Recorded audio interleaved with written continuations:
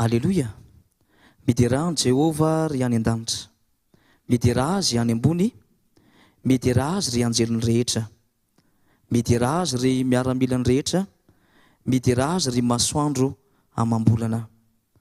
Aoka idera anaran'i Jehova ireo. Amen.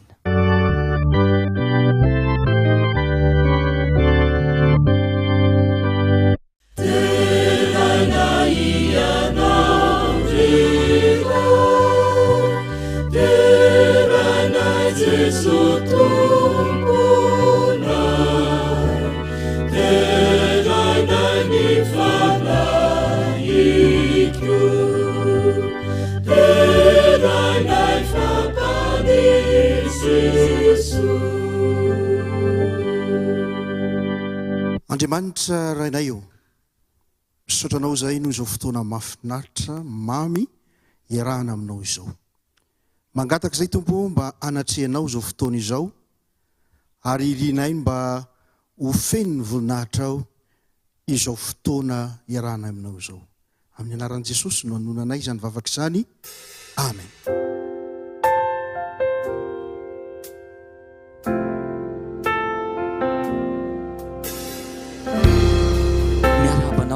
Natratra ity sabata manokana ity a, ny rariana dia ho sabata izay hanovozanao hery izany sabata izany, ary sabata izay andraisantsika fitahiana manokana.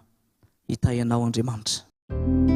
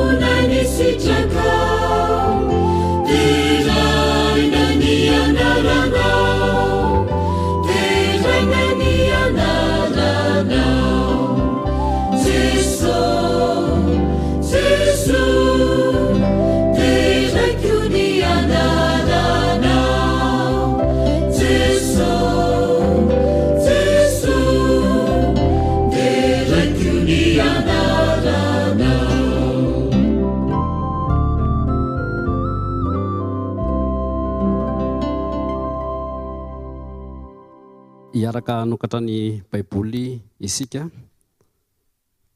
ny vakiteny izay vakiana ny ao amin'ny tenin'Andriamanitra dia ao amin'ny Matthieu 5:20 andininy fa 2:20 zay ny voalohany. Faharoa Jaona 3:7:4 sy 5:12. Vakitsika voalohany Matthieu 5:20 andininy fa 2:20 amin'ny anaran'i Jesosy.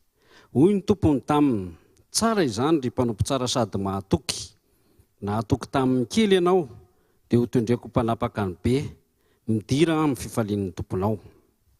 Ao amin'ny Jaona 3 andininy fa 4:12 sy ny 5:12. Ary tahaka nanandrata Mosesy nomena rana tany anefitra no tsy maintsy hanandratana ny zanak'olona mba hanana fiainana mandrakizay izay rehetra mino azy. Amen.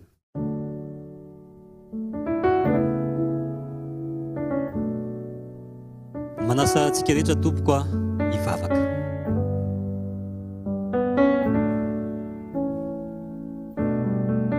Tera laza voninahitra, saotra no atolotray anao Andriamanitra nahary izao rehetra izao. Andriamanitra tompo sy mpamonjy anay. Midera ny anaraminao masina amin'izao ora masiny ny sabatanao izao. Ary misaotra noho ny fitahiana rehetra nataonao tamin'ny fiainanay. Ny namelanao ny tsy fahataterahanay. Ny androm-pasoavanao izay natosaka ao aminay isan'andro. Misaotra tompo fa tsy takatry ny saina ny fitiavanao anay. Amin'izao ora izao anefa dia mahatsapa ny tsy fahatanterahanay izay tompo. Tsy mendrika izahay. Mandeha tsy araka ny sitraponao. Tsy manao izay mety izay tompo. Koa manaiky izany fahadisoana izany. Mangataka ny hamelanao ny elokay noho ny amin'ny rany Jesosy Kristy izay latsaka teo Kalvari. Diovy izay mba ho fampahotana. Sasao madio izay mba ho afa-keloka. Ary mangataka indrindra izay tompo. Aoka hitoetra ato anatinay mandrakariva ny fanahinao masina. Satria tenimpolo ny fanahy masina izahay. Ary mangataka izay Jesosy io, ny mba hirotsahan izany fanahinao izany amin'ny fomba manokana.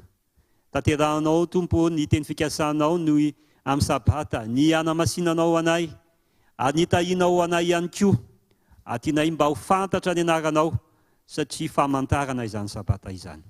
Da io ny fanompoam-pivavahana, izay tsirairay izay ary tokantrano tompo.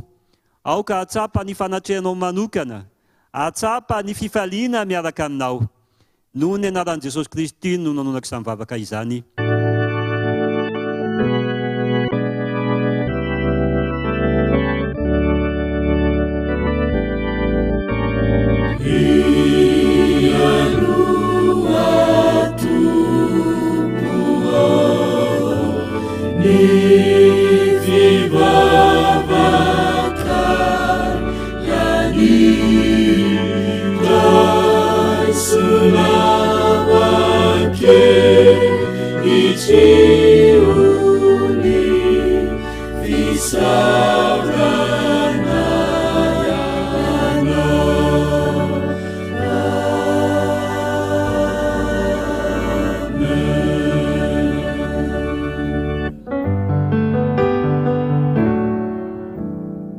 Tonga eo amin'ny fotoam-pivavahana amin'ny fanatitra sy ny ampafolony tsika izao, koa miangavy anao aho anomana izay voavatsinao ho raisina tanana ary asiana vavaka mangina fohy.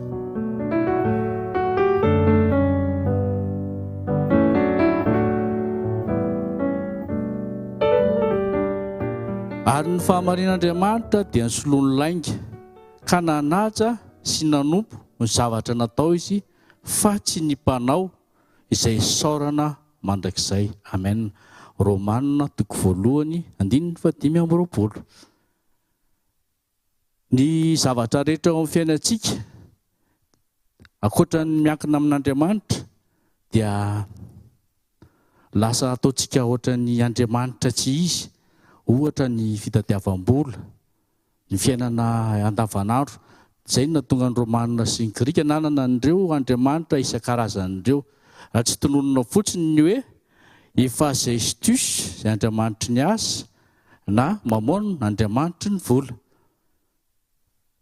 Nefa Jesosy taty anaty baiboly tamin'ny andron'ny Paoly dia niteny fa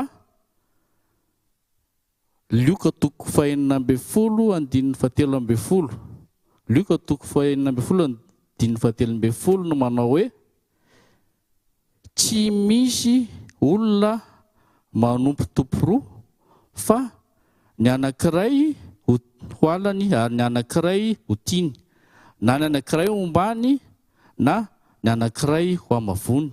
Tsy mahay manompo Andriamanitra sy mamona ianareo. Lioka 4:17 no misy an'izany. Ny fahatokiana sy ny fahalalan-tanana ihany dia fomba tsara indrindra hialana amin'ny fitiavakarena tafahoatra. Rehefa nanapa-kevitra ny Amerina hampatokiana ny 100,000 vola miditra amintsika isika sy ny fanatitra, dia amin'izany isika no mamelan'Andriamanitra mono isan'andro ireo andriamanitra izy, andriamanitra izy ny fitiavakarena izay mitady hanapaka antsika isan'andro. Eo amin'ny mpanatanterahana ny ampafolony sy fanatitra dia angatao mihitsy Andriamanitra hamono ireo andriamanitra tsy izy izay hitady hive antsika. Hiaraka hivavaka antsika tompoko. Andriamanitro mivavaka izay izao mangataka aminao mba hamelokay, hamela ny helokay tsiraray avy satria izay ny antony hivavahana eto. Eo am-panatanterahana ny ampafolony sy fanatitra izahay engany mba ho vonono tanteraka ireo andriamanitra tsy izy izay hitady hifehanay, ary izany ampafolony sy fanatitra ho entinay izany mba ho tonga soamantsara ny amin'ny asa izay irinao hatongavan'izany. Anaran'i Jesosy nanaovaka izany vavaka izany. Amen.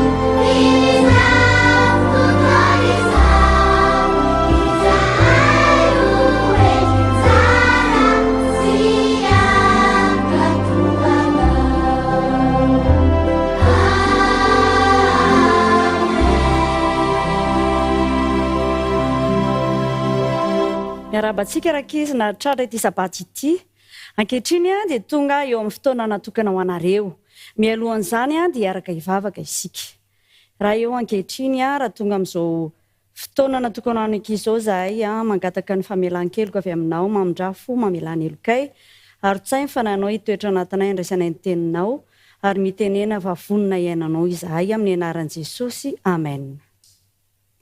Ny lohateny tantara entina akatsika lesona androany rakizy a dia manao hoe rakoto mpanarato. Inona tsara hony? Rakoto mpanarato zay indrindra. Inona moa ny asan'izany mpanarato zany rakizy? Pakatrondro. Mahay nareo a? Pakatrondro. Any anaty rano no alaina ny trondro a ary amin'ny alalan'ny arato no fangalan'ny rakoto a ny trondro any anaty rano ranomasina ranomamy. Efa zavatra mahazatra, asa mahazatra azy reto a ny makatrondro. Rehefa tonga izy tamin'ity fotoana ity a dia tsy anainy vadiny eny amoron-drano. Inona hozy izy nareo ny zavatra ataony eny amoron-drano eny? Manavaka ny trondro a izay avy nalain'ny rakoto.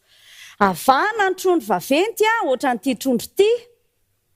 Dia avana ihany koa ny trondro madinika. Ny trondro vaventy a dia hoentin'ny rakoto amidy any an-tsena ary ny trondro madinika dia entin'ny vadiny rakoto mody a atao sakafo ho an'ny fianakaviana.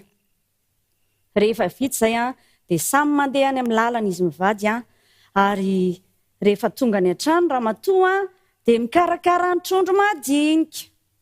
Ity trondro madinika ity no karakarainy atao sakafo. Teo mpikarakarana teo rakizy a ny vadiny rakoto a mikiky ny trondro a dia nanala ny tsinainy. Akory ny atairana ozy izy tsika? Inona zava-niseho?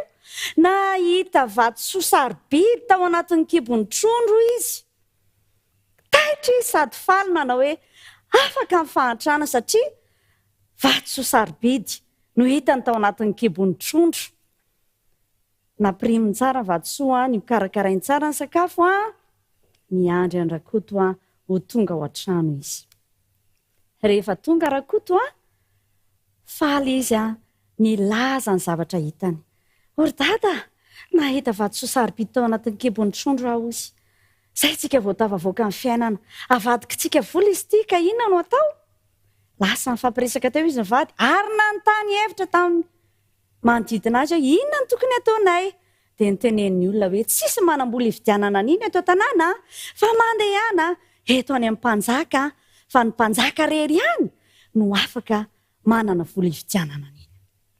Ny anaraka izy rakoto a teo anatrehan'izay nandeha izy a rehefa tonga tany amin'ny toerana nisy amin'ny mpanjaka izy dia nandondona ary novoain'ny mpanompo ny trano dia nampandrosoan'ny mpanompo izy. Inona no ataonao izay?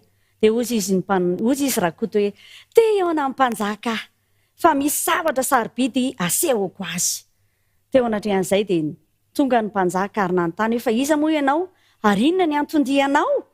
Dia ozy izy rakoto hoe izany rakoto mpanarato ary ny antondiako tompoko a dia hitondra ity vatosoa sarobidy ity ho amidy ety aminao. Eny aroa ny mpanjaka, niraisin'ny mpanjaka ny vatosoa ary nijereny teo dia hoe tena sarobidy tokoa izy ity a dia mondra ny anaran'izy ity ho raisiko izy ity arovidiko. Ndao arenao anaraka ozy izy ny mpanjaka. Tena anaraka rakizy rakoto. Dia asehoko anao a ny toerana atao amin'ny mpanjaka. Misy efitrano telo asehoko anao. Ny efitrano voalohany ozy izy ny mpanjaka dia nosokafan'ny mpanjaka le varavarana. Ato ozy izy ny efitrano a fisakafoana amin'ny mpanjaka. Taitra rakoto rakizy satria inona zavatra hitany tao? Sakafo be. Ampitolohan'ny mpanjaka. Dia ozy izy ny mpanjaka sady nikapokapohany lamosiny hoe aza taitaitra ianao a. Ndao indray ianao a hoentiko amin'ny efitrano faharoa. Ny efitrano faharoa vao nisokafana indray ny varavarana. Eto ny efitrano a izay fangalan'ny mpanjaka aina. Hitany rakoto tao nisy fandriana tsara tarehy fa ny efitrano voaravaka tsara tarehy be. Dia ndao indray arozy izy ianao a entiko amin'ny efitrano fahatelo. Sokafan'ny mpanjaka indray ny varavarana. Efitrano fahatelo misy ny fitehirizana ny haren'ny mpanjaka. Gaga rakoto satria hitany tao nahita vatosoa sarobidy maro be izy. Volamena tsara tarehy ireo zavatra tsy takatry ny sainy tao amin'ny efitrano fitehirizana ny haren'ny mpanjaka. Hitanao zay? Eny arozy izy rakoto. Fa zao ozy izy ny mpanjaka omeko ora enina ianao, ora enina no omeko anao a, afaka manao izay tianao ianao a, dia andeha ary a, dia lasa mpanjaka teo Rakotorakisy. Faly izy misahirana, inona ary zany ny zavatra tiany atao? Raha so a dia anangonareo arena be reo a, mety ho fotoana fofotsiny nanangonaka an'ireo arena be reo a, fa aleo aloha za mba haka andeha ho atsy amin'ny efitrano voalohany aloha fa te sakafo zany fa tena naona be nahita an'ilay sakafo. Dia lasa izy Rakizy niditra tao dia mipetraka izy a, naka toerana, dia nihinana, ny safidy izay rehetra tiany izy, izay rehetra mbola tsy hitany tany an-trano. Nisotro izy, naka ilay fisotro amin'ny mpanjaka izy dia mba nisotro. Teo izy Rakizy. Lasa zany iny noraray. Voky azy zany. Rehefa voky moa Rakizy dia ahoana? Dia ninona? Dia atory izay mihitsy. Lasa izy tonga tao an-tsaina misy efitrano anankiray tokony andehanako nidirako. Nosokafo amin'ny varavarana tao amin'ny efitrano faharoa. Lasa izy nitsotsotra teo amin'ilay fandriana. Rehefa tonga teo izy dia nalemilemy ny fandriana, nahazo aina be, nahita ny efitrano voaravaka izy, vao maika naninona, voasariky ny torimaso teo Rakizy ny masony, natory izy. Nandeha ny fotoana. Taitra Rakoto, inona ary zany? Andriamatoa Rakoto, tapitra ny ora enina nomenanao, afaka mivoaka amin'izay ianao. Tapitra ny fotoana? Azafady re, mba mangataka na dia 2 minitra monja aza re, mba ahafahako mijery ilay lena sarobidy sady mba maka na dia 2 ihany ary, mba ho takalo ilay vatosoa sarobidy izay lasa mpanjaka. Tsy tapitra ny fotoana, afaka mandeha ianao. Rakizy, teto Rakoto dia nomena ora enina. Ora enina be izao nomena azy, nefa dia laniny tamin'ny torimaso ny sakafo fotsiny izany. Ny tena zava-tsarobidy indray no tsy azony. Eny tokoa. Na dia mbola kely azy isika Rakizy dia afaka mianatra tratra ny lahara-pahamehana eo amin'ny fiainantsika. Inona moa zany lahara-pahamehana izany? Ny mahasoa aloha vao mahafinaritra, mba azahoantsika fahombiazana. Satria mbola ho adinina amintsika ny fotoana izay laniantsika fotsiny tamin'ny zavatra tsy dia misy dikany. Ny vaky teny fototra antsika Rakizy androany dia manao hoe, izay voalaza ao Matthieu 5:20 ny 9:20 manao hoe, ry mpanompo tsara sady mahatoky, nahatoky tamin'ny kely ianao dia ho tendrena ho mpanavaky ny be, midira ao amin'ny fifalian'ny tomponao. Hiaraka hivavaka isika Rakizy. Rainay eo ankehitriny isaoranay ny fotoana nomenao anay, nahafahanay ny aino ny teny avy aminao teo. Ampio izahay ankizy mba hanaja ny fotoana izay nomena anay, ahitantana an'izany ihany koa, ka ho tonga mpanompo tsara sady mahatoky izahay tsiraray afaka. Raha ho avy ianao dia anisan'ireo izay antsoinao ana amin'ny fanjakanao izay, amin'ny anaran'i Jesosy. Amen.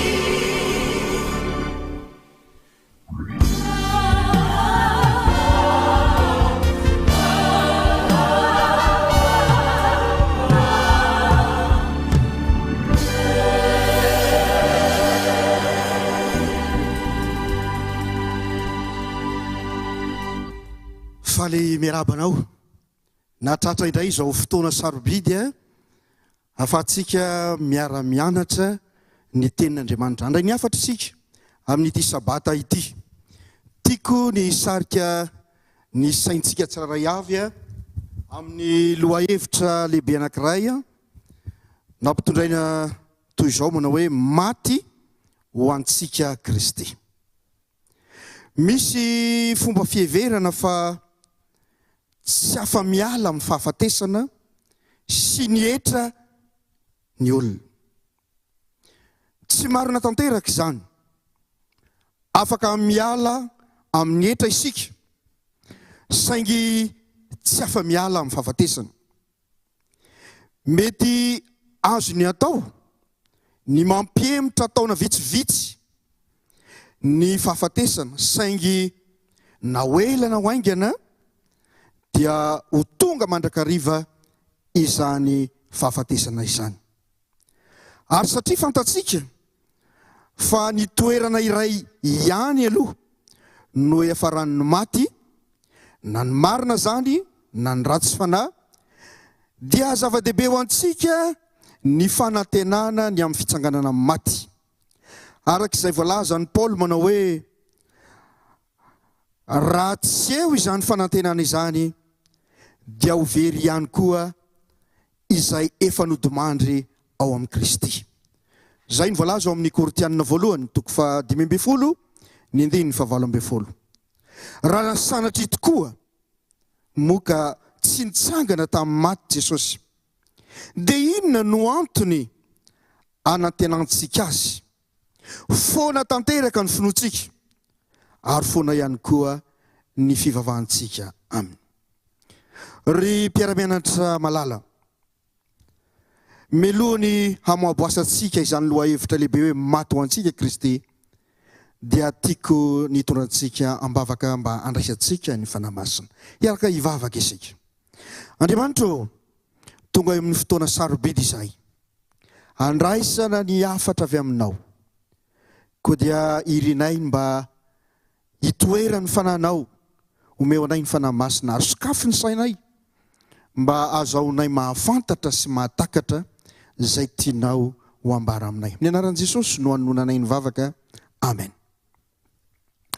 Arak'izany dia ivo ny finoantsika ny fitsanganan'i Kristy tamin'ny maty, satria ao amin'ny fitsanganana io no ananantsika antoka lehibe ny amin'ny fitsanganantsika. Saingy ny alohan'ny tsanganany tamin'ny maty dia tsy maintsy nandalo ny fahafatesana Jesosy. Izany no antony ny vavany raha niaritra fahoriana tao Getsemane Jesosy, ka nanao hoe ankehitriny mangorohoro ny fanahiko, ary ahoana no lazaiko raha io? Vonjeo aho ho afaka amin'ity ota ity, nefa izao no niaviako amin'ity ora ity. Jaona 12:7. Mitory fanantenana lehibe ho an'izay mpanaradian'i Kristy ny fitsanganany tamin'ny maty. Mbola tsy ary akory izao tontolo izao, dia efa vitan'Andriamanitra ny drafitry ny fanavotana ny olombelona. Raha sanatria nanota izy ireo, dia tsy inona izany drafitra lehibe izay no manin'Andriamanitra izany, fa Jesosy tsy maintsy ho faty eo amin'ny hazo fijaliana. Efa ela Andriamanitra ilay tsy mahay mandainga no efa nanomana drafim-pamonjena ho an'ny olona, dia ilay zanany lahatokana ho faty eo amin'ny hazo fijaliana. Izany no tena fitiavana, dia ny manolotra ny zanany ho fanatitra hamonjena ny hafa. Tsarovokory mpiaino namako, fa Satana koa ne mba nakatahaka toy izany, fa saingy izao tsy ny zanany no natolony, na ny mpiaradia aminy no natolony, fa ny zanakao no angatahany ho atao fanatitra. Tsy fitiavana izany. ny fahafatesana sy ny fitsanganan'i Jesosy tamin'ny maty dia drafitr'Andriamanitra ary azo lazaina fa tsy ambarafitelon'ny olombelona izany, tsy ambaratelon'ny famonjena ny olombelona izany. Mety tsy ho takatry ny saintsika velively izany, fa ilay Andriamanitra fitiavana no antoka ho antsika. Efa nilaza tamin'ny Nikodemosy Jesosy indray andro, izay voalaza amin'ilay vakiteny fototra izay nivakintsika teo. Dia izao indrindra ny teny Jesosy ao amin'ny Jaona 7:5-7 sy ny 5:10, manao toy izao hoe: ary tahaka ny nanandratana ny Mosesy, nanandratany Mosesy ny menarana tany anefitra, no tsy maintsy anandratana ny zanak'olona mba hanana ny fiainana mandrakizay izay rehetra mino azy. Betsaka ny olona no tsy mino fa hitondra famonjena ho antsika ny fiavian'i Kristy, ary ho fanohizana ny asa fisorohana nataony tamin'ny tenany mba ho faty teo amin'ny hazo fijaliana ary nitsanganany tamin'ny maty hisolo ny elontsika. Ny hazo fijalian'i Kristy zany no manambara fa ny asa mpamonjena natao teto an-tany dia tena fandresena ho an'ny taranak'olombelona rehetra. Ny teny farany lazainy Jesosy teo amin'ny hazo fijaliana dia ny hoe vita. Raha manandratra ny feony ny teny hoe vita Kristy, tsy ny fahataperan'ny fijaliana ihany no lazainy tamin'izany, fa ny fandreseny tamin'ilay fifanandrianana lehibe, ny fanaovany tamin'ny Satana sy ny herin'ny ratsy koa indrindra. Ry mpiainy namako, misy boky anankiray antsoina hoe ilay fitiavana mandresy, takilaka ao amin'ny pejy 7:7 manao toy izao. Mahafinaritra ny voalazany zany andalan-teny voasoratra ao amin'izany boky ilay fitiavana mandresy izany. Dia manao toy izao hoe: niara-ny oby ny fandresen'ny mpamonjy ny lanitra manontolo, resy Satana ary fantany fa very ny fanjakany. Amin'ny fomba fijery maha-olombelona dia toa ny hoe resy Kristy. Tsarovy anefa, ary aoka ho antsaintsika mandrakariva fa ny fahafambaraka, ny fijaliana ny aretany, ny fahafatesany teo amin'ny hazo fijaliana dia tena fandresena lehibe ho azy sy ho antsika ihany koa taranak'olombelona. Satria ho indrindra ny ambaran'ny tenin'Andriamanitra hoe tsy misy famonjena raha tsy misy inona hony, raha tsy misy raha latsaka. Ry mpiaino malala, ny hazo fijalian'i Kristy zany voalohany dia faratampo ny fahamarinan'Andriamanitra momba ny fahotany. Ny faharoa dia izao, ny hazo fijalian'i Kristy no fanehoana faratampo ny fitiavan'Andriamanitra ny mpanota.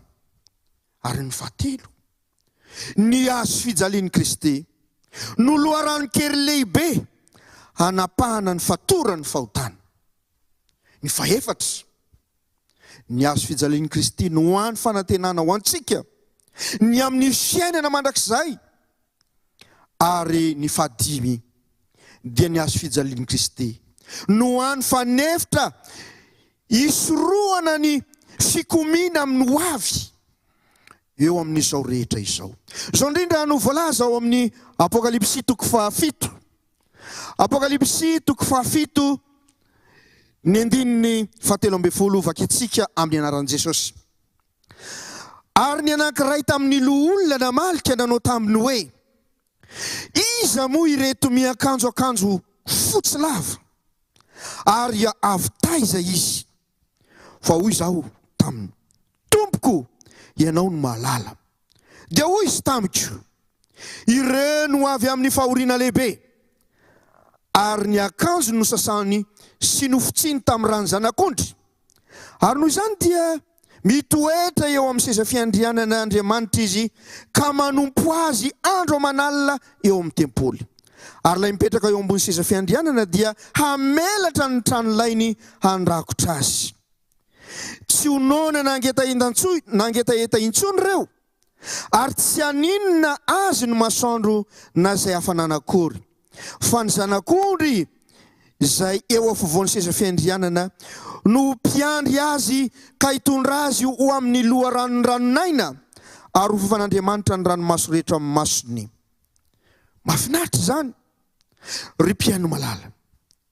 Eritreretiny mazava doza ny fahotana izay nilana ny fahafatesan'i Jesosy Kristy teo amin'ny hazo fijaliana ho vidiny isy ho fanonerana izany fahotanao izany. Ty ahy, ty anao Andriamanitra. Tsy misy fomba hafa azo atao tany an-danitra. Tsy misy fomba hafa azo atao teto an-tany na manerana ity tontolo misy antsika ity, hanatanterahana ny famonjena antsika raha tsy Kristy irery ihany no maty ho sandany izany teo amin'ny hazo fijaliana. Azony Kristy natao ve ninidina avy teo amin'ny hazo fijaliana ka hamonjy ny tenany? Eny, azony natao izany. Saingy tsy naniriny ianao an'izany Jesosy, satria tsy namela azy hiala teo amin'ny hazo fijaliana ny fitiavany tsy misy fetra ny olona rehetra. Ry mpiara-mianatra malala, ry mpiaino malala, mahafinaritra loatra ilay teny ao amin'ny Jaona 7:5 manao hoe, Jaona 7:5 manao hoe, fa toy izao no nitiavan'Andriamanitra n'izao tontolo izao, nomeny ny zanany lahatokana mba tsy ho very izay rehetra mino azy. Tsy misy manana fitiavana lehibe mihoatra noho izao dia ny manolotra ny ainy hamonjy ny sakaiza. Tian'Andriamanitra isika, ary izany no nanomezany ny zanany mba hisolo ny helokontsika. Ny drafitry ny fanavotana antsika dia tsy noaverina taty aoriana na nalamina taorian'ny fahalavon'ny Adama, fa famelabelarana foto-kevitra izay niorena ny seza fiandrian'Andriamanitra hatramin'ny fahagola izany. Amin'izao fotoana izao dia te hiantso anao Andriamanitra, te hiantso antsika tsiraray avy Andriamanitra, hitodika ny amin'izany fahafatesany Jesosy izany, ny amin'izany fitiavana lehibe izay natolotry Kristy ho antsika tsiraray avy izany. Manana fotoana isika, aza enjeny ny andro lava, aza variana amin'izao fiainana mandalo izao, fa andeha isika hitodika, hiantoraka ny amin'ilay tena fitiavana marina, ilay fitiavana tsy misy osoka, ilay fitiavana tsy mamitaka, ilay Andriamanitra tsy mba mandainga, manomana fiainana tsara ho antsika. Mahafinaritra ihany koa ny teny voalaza ao amin'ny Jaona 5:7 manao hoe, ny anaran'i Jesosy, raha izao fiainana izao ihany no antenaintsika ny Kristy dia anisan'ny olona mahantra indrindra isika. Mila miantoraka eo amin'ny Jesosy isan'andro isika. Eny, anjaranao ny mieritreritra lalina ny amin'izany fitiavan'Andriamanitra maty ho ahy sy maty ho anao Jesosy. Noho ny fitiavana, nilaozany ny lanitra manontolo, nilaozany ny voninahitra, ny seza fiandrianany.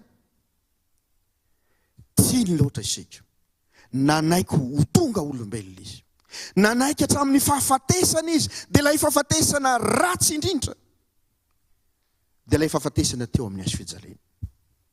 Mino aho fa manohana antsika tsiraray avy izany fitiavan'i Jesosy izany, koa dia hitahanao an'i Jesosy, hitahanao an'i Andriamanitra, ary hanapa-kevitra ianao manomboka androany, hanolotra ny tenanao hanompo an Jesosy Kristy. Amen.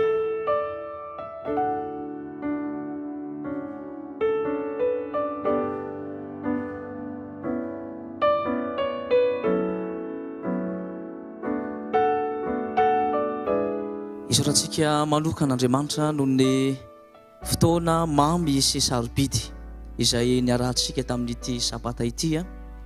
Azo antoka fa natsapa fifaliana isika nandritra izany fotoana rehetra izany.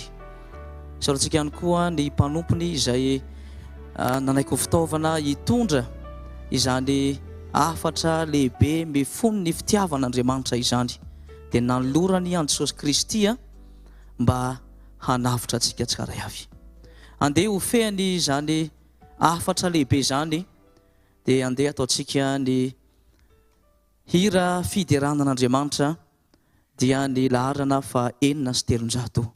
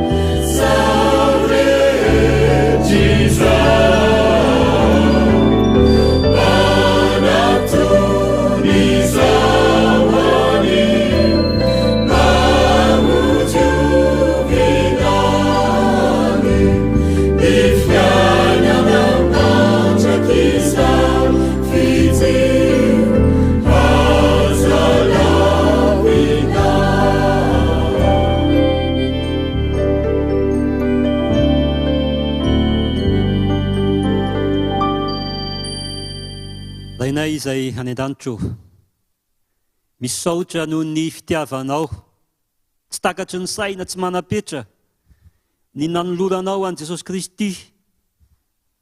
Misaotra Jesosy io, fa vita ny famonjena anay. maty ho anay ianao Andriamanitra, ary natsangana ho fandresena ny fahafatesana. Ingane Tompo, izany famonjena vitanao izany mba ho raisinay. Ho raisin'ity mpanomponao izay manoloana ity. Tompo malalo, ampitombo ny finoanay mba atakaranay izany fitiavanao izany, ary andraisanay ny famonjena natolotrao, ary anoloranay tena. Ingane Jesosy io, mba tsy hisy latsaka izahay reto, ny tokantrano izay mampiatrano izao fanompoam-pivavahana izao, dia andray anao ho tompo sy mpamonjy. Ka raha ho avy eny amin'ny raho lanitra ianao, dia vona hitsenanao izay ka ho akarina any an-danitra. Ary sanatria nandalo fahafatesana dia ho atsanganao amin'izany fiavianao be voninahitra izany. Ny fitiavana Andriamanitra ray, ny fahasoavan'i Jesosy Kristy, ny fampiraisana avy amin'ny fanahy masina ny ho anay hitoetra aty anatinay mandra-piavinao eny amin'ny raho lanitra. Amin'ny anaran'i Jesosy, amen.